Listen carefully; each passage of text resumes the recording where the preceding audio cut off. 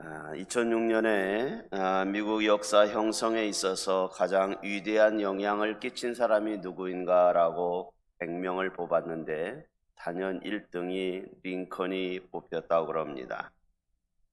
링컨이라는 사람의 일생을 보면 시골에서 태어나서 초등학교도 1년도 다니지 못한 9개월 정도 다니다가 그의 학력의 전부입니다. 그의 아버지 토마스 링컨은 1637년에 영국에서 넘어오면서 직공이었었고 신발 만드는 일, 목수일, 농장일을 근근히 하다가 그렇게 세상을 떠난 아버지입니다. 어머니가 훌륭했습니다. 어머니는 링컨이 9살 때 세상을 떠났지만 어렸을 때부터 이 링컨에게 늘 하나님을 알게 했고 성경을 가까이 했습니다. 성경의 힘이 대단한 거죠. 링컨은 그의 대통령 취임식장에서 조그맣고 낡은 성경을 들고 올라와서 그렇게 고백을 합니다. 이 낡은 성경책은 저희 어머니께서 저에게 물려주신 값진 유산입니다. 저는 이 성경으로 말미암아서 대통령이 되어서 여기 서게 되었습니다. 저는 이 성경대로 이 나라를 통치할 것을 약속합니다 라고 고백을 했습니다. 링컨은 성경을 통해서 수많은 고난을 이겼고 노예 해방을 하면서 비합중국이라고 하는 기초를 든든하게 세운 대통령이 되는 거죠. 이렇게 훌륭한 대통령이 될 수 있었던 것은 그의 어머니 낸시 행크스가 어렸을 때부터 하나님의 신앙을 그에게 부어주었고 성경을 통해서 살으라고 하는 교훈을 주었더라는 것입니다. 9살 때의 링컨이 어머니 낸시 행크스가 죽으면서 마지막 유언은 다른 게 아니었습니다. 저 상자 안에 성경책이 있단다. 그것을 내가 너에게 유산으로 물려주니 넌 언제나 그 성경책을 가지고 다니라. 성경 교훈대로 사는 것이 나의 마지막 유언이란다 라고 그렇게 했습니다. 그렇기 때문에 링컨은 어찌 보면 성경의 사람이라고 닉네임을 붙여도 과언이 아닙니다. 백악관이나 대통령직보다 더 성경을 사랑했던 링컨이었습니다. 언제나 하루를 시작할 적에 성경을 읽고 시작했다고 그럽니다. 그가 어려울 때마다 늘 성경을 붙잡고 기도하면서 난관을 벗어났다고 그러고 만약에 성경이 없었더라면 지금 링컨은 존경받는 인물이 못 되었을 것입니다. 성경의 삶의 속에서 링컨의 삶과 바로 연결되어 본다고 하면 부모님의 키웠다고 보다는 오히려 링컨은 성경이 키웠다고 해도 틀린 말이 아닙니다. 대통령으로서의 지도력은 탁월했습니다. 그 지도력은 다른 데서 찾은 게 아니라 성경에서 지도력을 찾았고 위기관리 능력과 정치적인 능력도 바로 이 성경에서 배웠다고 고백을 합니다. 성경은 분명히 힘이 있습니다. 성경은 사람을 구원시키는 힘이 있습니다. 그렇기 때문에 디모데후서 3장 15절로부터 17절에서 또 어려서부터 성경을 알았나니 성경은 능히 너로 하여금 그리스도 예수 안에는 믿음으로 말미암아 구원에 이르는 지혜가 있게 하신다고 말합니다. 성경은 구원에 이르는 지혜가 있고 성경은 하나님의 감동으로 된 것으로 교훈과 책망과 바르게 함과 의로 교육하기에 유익함이라고 말씀을 하고 있고 하나님의 말씀 속에서 이 성경은 구원에 이르는 지혜 그리고 하나님의 선한 능력을 갖추게 한다고 17절에 이야기를 하고 있습니다. 성경의 기록 목적은 분명하죠. 성경의 기록 목적은 요한복음 20장 31절에서 성경을 왜 기록했는가 말씀을 합니다. 성경의 기록 목적은 요한복음 20장 31절에 보면 오직 이것을 기록함은 너희로 예수께서 하나님의 아들 그리스도이심을 믿게 하려 함이라고 그러고 또 너희로 믿고 그 이름을 힘입어 생명 얻게 하려고 한다고 말씀하고 있습니다.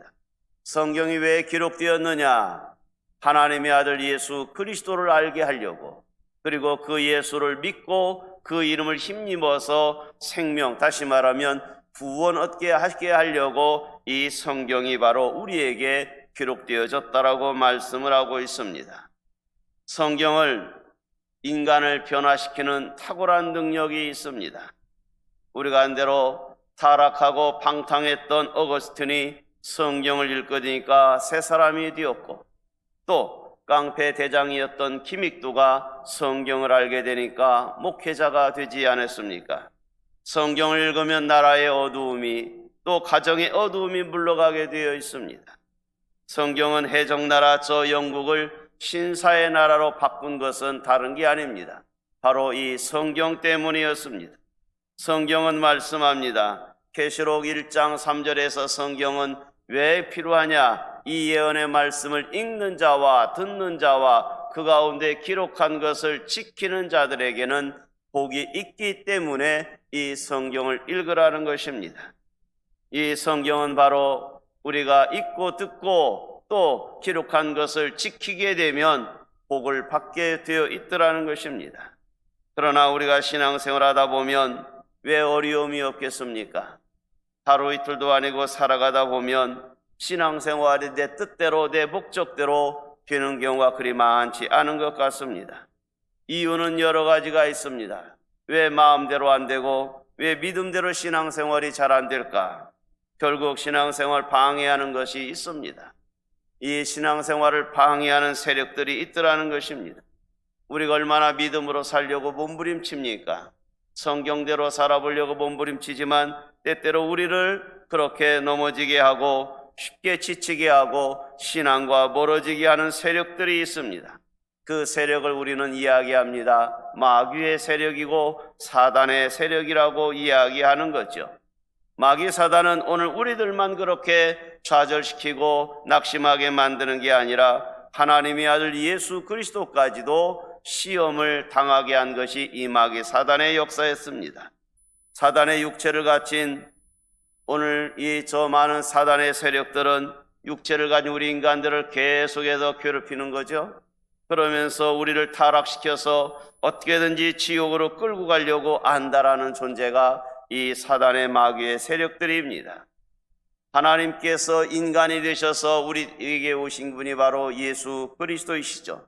완전한 인성을 가지고 육신으로 태어나신 예수님, 그가 하나님인 게 뻔히 알면서도 사단의 세력들은 예수까지도 시험을 하고 있습니다.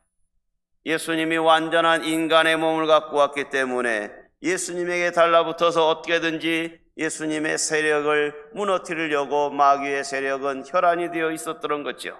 그렇기 때문에 예수님께서 이제 공생애를 막 시작하려고 하는 때에 마귀의 세력은 예수께 와서 세 가지의 시험을 하게 되죠.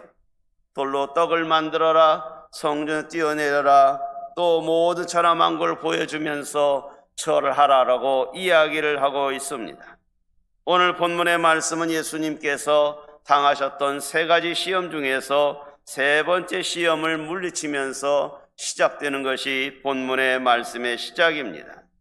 마가복음에서는 이 세 가지 시험을 아주 짧게 설명을 합니다. 그러나 마태복음과 누가복음에서는 좀 더 자세하게 이 세 가지의 시험에 대해서 설명을 하죠. 마태복음하고 누가복음하고는 두 번째하고 세 번째 시험이 바뀌게 기록되어 있습니다. 문제는 이 사단의 교활한 유혹을 예수님께서 말씀으로 이기셨다는 것입니다. 사단의 유혹이 오면 우리도 무엇으로 이길 수 있겠습니까? 늘 말씀이 가까이 하고 말씀을 암송을 하고 말씀을 매일 가슴에 두는 사람들은 사단의 세력이 올 때마다 말씀으로 물리칠 수 있더라는 것입니다. 둘째 주에 우리 각셀장들을 교육을 하면서 각셀들이 각 여전도회 남전도회원들이 하는 이야기 중에서 올해는 성경을 많이 읽겠다고 하는 것이 기쁨의 소리였습니다.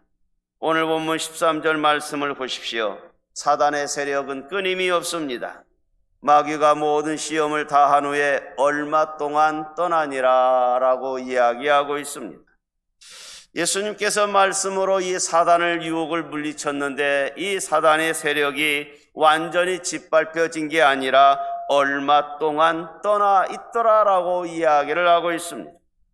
마귀는 그가 한 번 쳤다고 해서 영원히 도망가는 것이 아니라 호시탐탐 기회를 노리면서 언제든지 다시 나타나서 우리를 공격하고 있고자 하는 것입니다. 예수님이 시험했던 이 사단이 얼마 동안 예수님을 떠나 있다가 예수님을 계속해서 공격을 합니다. 누가복음 22장에 가서 보면 예수님을 쓰러뜨리기 위해서 예수님에게 한 사람을 붙입니다. 가룟 유다라고 하는 사람. 가룟 유다의 마음에 사단의 세력이 들어가서 이 가룟 유다를 통해서 예수를 시험하게 만들고 넘어지게 만듭니다. 가룟 유다가 대제사장과 또 로마의 사람들에게 찾아가서 예수님을 넘겨줄 것을 그가 하고 입맞춤을 통해서 예수를 파는 역사를 일으키고 있습니다. 사단의 세력은 예수님의 12 제자까지도 유혹하더라는 것입니다. 하물며 우리가 예수님의 제자라고 하며 살아가지만 마귀의 유혹을 왜 당하지 않겠습니까? 깨어있지 아니하면, 정말 하나님의 말씀으로 늘 무장되어 있지 아니하면 언제든지 우리도 마귀의 시험의 올무에 걸릴 수밖에 없더라는 거죠. 가룟 유다를 통해서 시험을 했던 저 마귀 사단이 이제 예수님이 십자가에 달리는 순간까지도 예수님을 시험을 합니다. 마태복음 27장 40절의 말씀을 보면 이 마귀가 예수님에게 그렇게 이야기를 합니다. 성전을 헐고 사흘 만에 짓는다고 그랬느냐? 네가 만일 하나님의 아들이거든 너 십자가에서 내려와서 네 자신을 구원하고 인류를 구원해 보아라. 조롱하며 이야기합니다. 여러분, 예수님이 십자가에 내려오게 되면 인류 구원은 없습니다. 부활의 산 소망도 없습니다. 고통스러운 십자가입니다. 그런데 마귀는 와서 그 고통스러운 순간에 예수를 시험하더라는 것이죠. 마귀 사탄의 세력은 끝까지 우리를 괴롭혀요. 하나님의 아들 예수까지도 그렇게 고통스럽게 하고 힘들게 하고 유혹을 하는 게 마귀 세력입니다.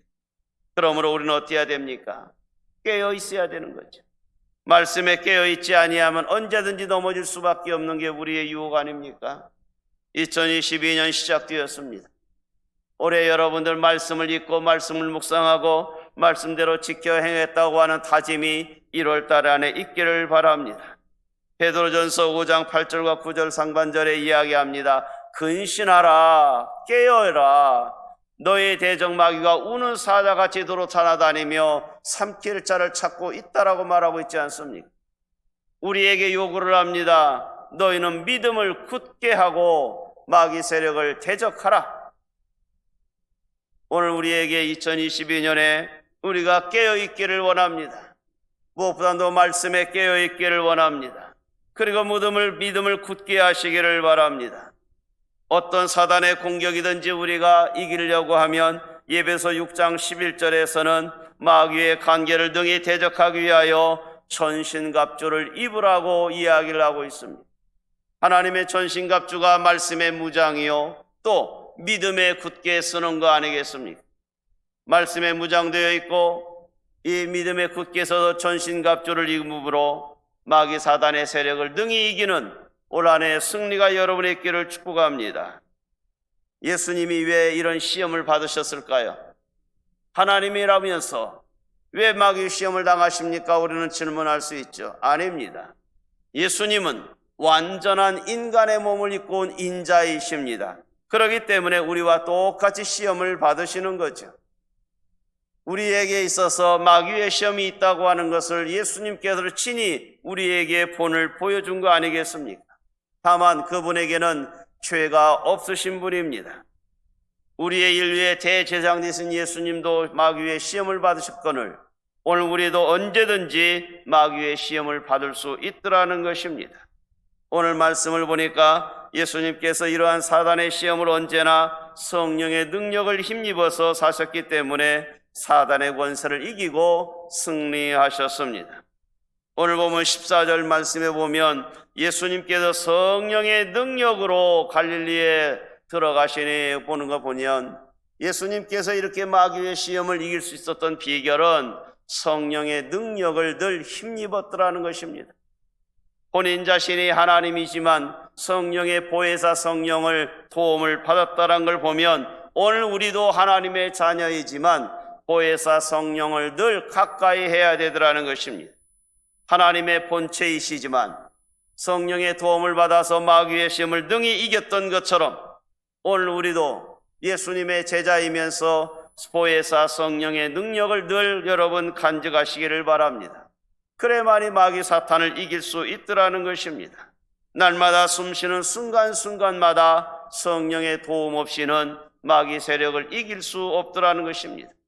매일매일 아침에 일어나서 성령님이여 오늘 또 도와주시옵소서, 보혜사 성령님이여 오늘 또 동행하여 주옵소서라고 시작을 해서 올 한 해도 승리의 깃발을 꽂는 여러분 되기를 축복합니다. 예수님께서 성령이 충만하니까 예수의 소문이 온 사방에 퍼졌다라고 하고 있습니다. 성령이 충만하게 되면 하나님의 말씀이 무장되어 있고 성령이 충만하면 우리의 소문이 나더라는 것입니다. 성도 여러분, 초원교회가 아름다운 소문이 나야 되겠죠. 그러면 어떻게 해야 되는겁니까? 여러분 한 사람 한 사람이 전신갑주의 말씀에 믿음에 무장되어 있고 성령이 충만해지면 초원교회는 아름다운 소문이 퍼져나갈 거라는 것입니다. 이제 예수님께서 친히 이제 회당에 들어가십니다. 늘 습관적으로 예수님께서 회당에 들어갑니다. 예수 믿는 사람들은 어디를 가나 칭송을 듣게 되기를 바랍니다. 예수님께서 이제 무사람에게 칭송을 듣고 회당에 들어갑니다. 회당에 들어갔는데 그곳에 이제 예수님이 회당에 들어간 목적은 하나님께 예배함이 목적이겠죠. 안식일마다 이제 회당에 들어가셨는데 거기에 성경을 관리하는 사람이 나와서 예수님에게 성경을 줍니다. 이 성경을 관리하는 사람은 카잔이라고 하는 회당장이겠죠. 이 카잔이라고 하는 사람은 성경을 보관하기도 하고 관리하는 사람입니다. 20절 말씀에 보면 책을 덮어서 그 맡은 자에게 주시고라고 이야기하는 걸 보면 이 책을 맡은 자가 바로 카잔인데 이 회당장이 예수님에게 이 성경을 주는 거죠. 이 성경이 지금처럼 한 권으로 되어 있는 게 아니라 당시에는 파피루스나 양피 가죽으로 쓴 거겠죠. 그래서 양피 가죽으로 썼던 파피루스로 했던 굉장히 양이 한 장만 하더라도 양이 많습니다. 양을 잡아서 가죽에다가 이렇게 신이 쓴 것이 바로 양피 가죽으로 쓴 거겠죠. 그러다 보면 이사야 성경을 예수님이 받게 됩니다. 이 카잔이 성경을 주었는데 그걸 딱 받았는데 그걸 딱 펴서 보니까 바로 이사야 성경이었더라는 거죠. 돌돌돌 말아져 있는 것을 딱 펴서 읽어보니까 거기에 바로 이사야 성경이 펴지게 되는 거죠. 하나님의 말씀이 귀한 말씀이기에 당시에 이 성경을 아주 관리를 조심스럽게 했겠죠. 회당에서 이 성경을 관리하는 사람이 카잔이 임해서 아마 조심스럽게 아주 소중하게 성경을 아마 보관했을 것입니다.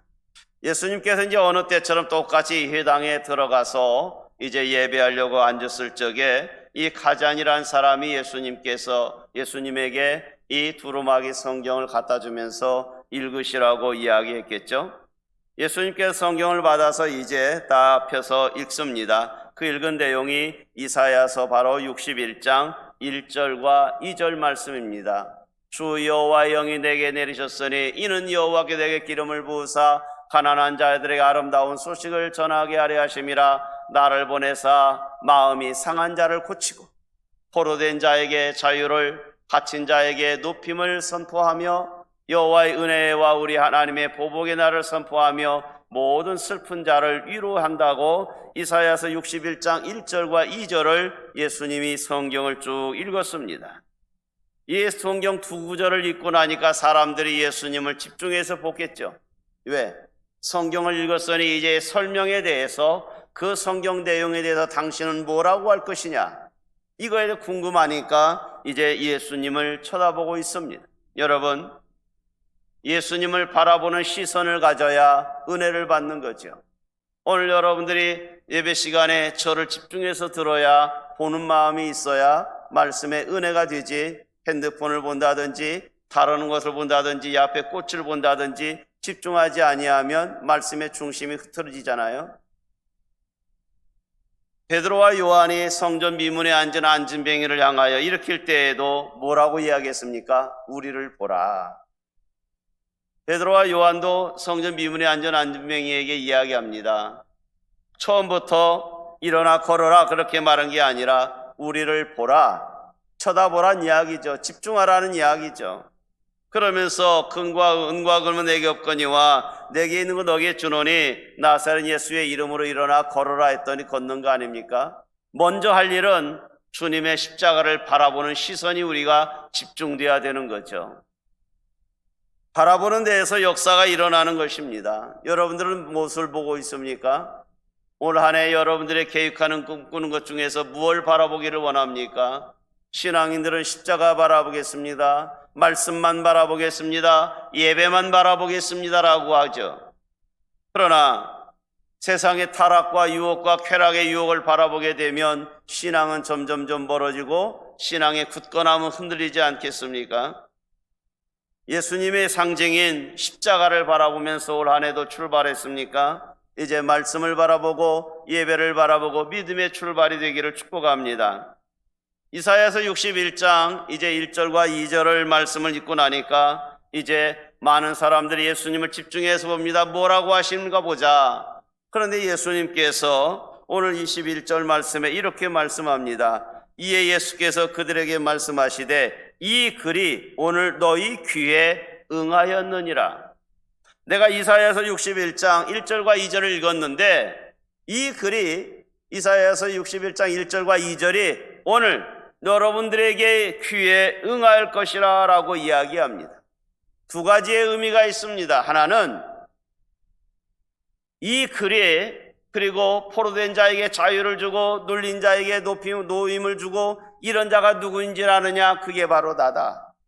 예수 나 자신이다 라는 걸 이야기합니다. 내가 하나님의 아들이요 이 말씀을 실현할 자라고 하는 예수님 자신을 예언할 자가 바로 나라고 하는 것을 먼저 드러내시고, 두 번째로는 지금 여기에 있는 이사야서 61장 1절과 2절에 있는 말, 가난한 자에게 복음 주고 또 기름을 받고 포로된 자에게 자유 주고 눈먼 자에게 보게 하고 눌린 자에게 자유롭게 하고, 이것을 바로 너희도 할 수 있다라는 의미입니다.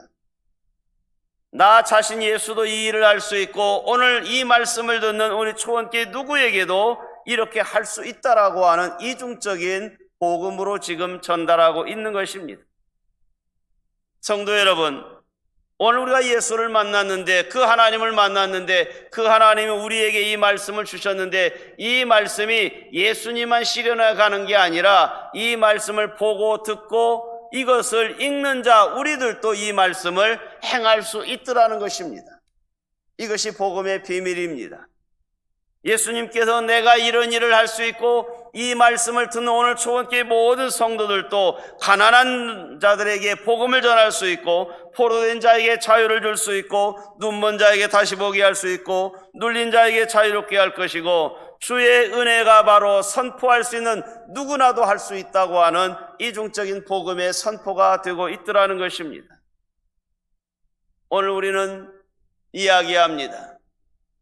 예수님만이 하나님의 말씀을 전달자라고, 그분만이 이룰 자라고. 아닙니다. 오늘 교회에서 목회자만이 하나님의 말씀을 전하고 듣는 자가 되는 게 아니라 오늘 우리 성도 모두에게도 이 성경은 여러분의 것이 되게 하셨습니다.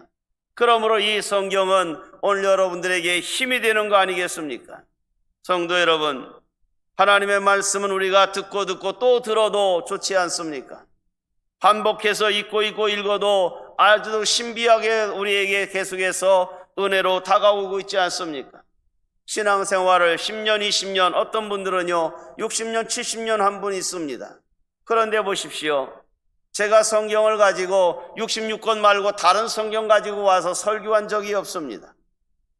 66권 이 말씀을 가지고 2번, 3번, 4번 반복해서 10번을 설교해도 여러분 은혜가 되지 않습니까? 왜요? 하나님의 말씀이기에.